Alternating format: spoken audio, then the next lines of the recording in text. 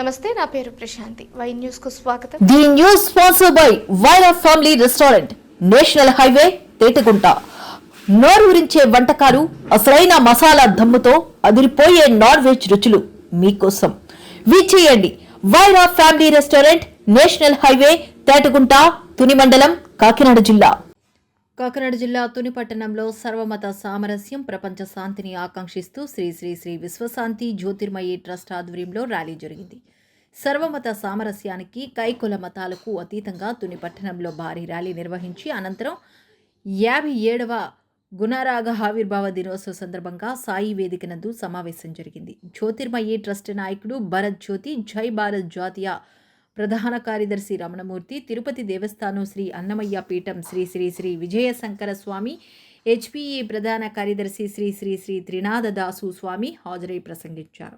ఈ సందర్భంగా వారు మాట్లాడుతూ ప్రతి ఒక్కరూ కులాలకు అతీతంగా మెలగాలని, ఈ సృష్టిని పాలించేది ఒక్కరేనని, అన్ని మతాలు స్నేహపూర్వంగా నడుచుకోవాలన్నారు. ఈ కార్యక్రమంలో మిరియాల బాబ్జీ, గింజల రాంబాబు, సూరిశెట్టి ప్రసాద్, ఎంకేఎన్ అహ్మద్, షేక్ యాకూబ్, పక్కుర్తి గోవిందరావు మరియు పలు సంస్థల అధినేతలు తదితరులు పాల్గొన్నారు.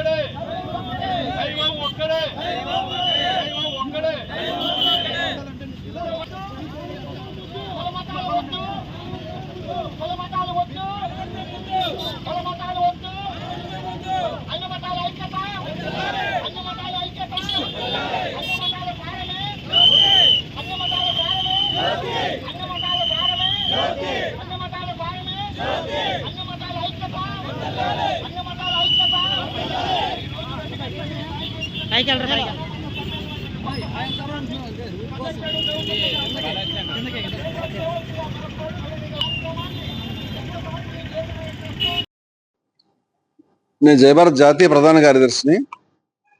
జయభారత్ ఉద్యమం పేరు మీద జయభారత్ మూవ్మెంట్ లో సుమారుగా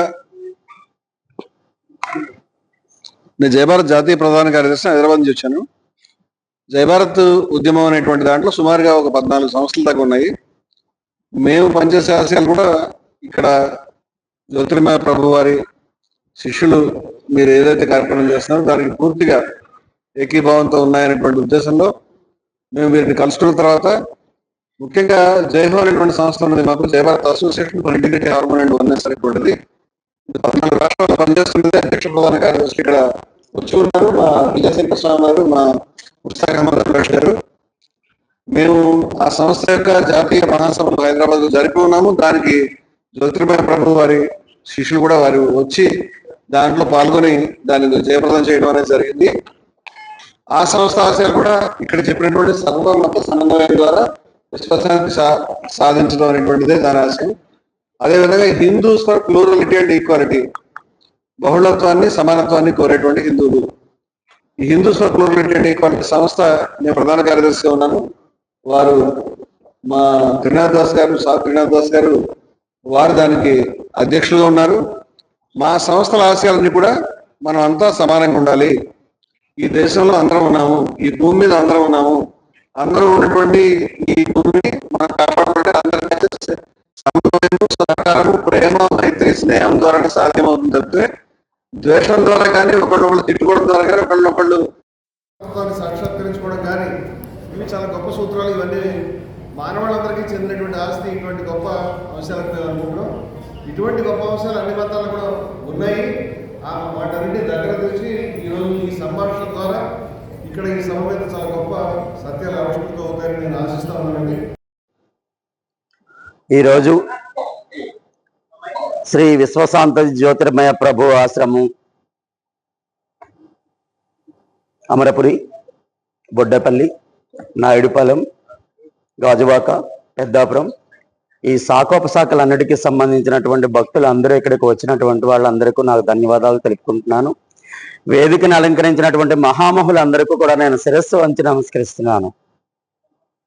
నా తోటి అక్కలకు, నా తోటి అన్నయ్యలకు, అమ్మలకు నమస్కరిస్తున్నాను.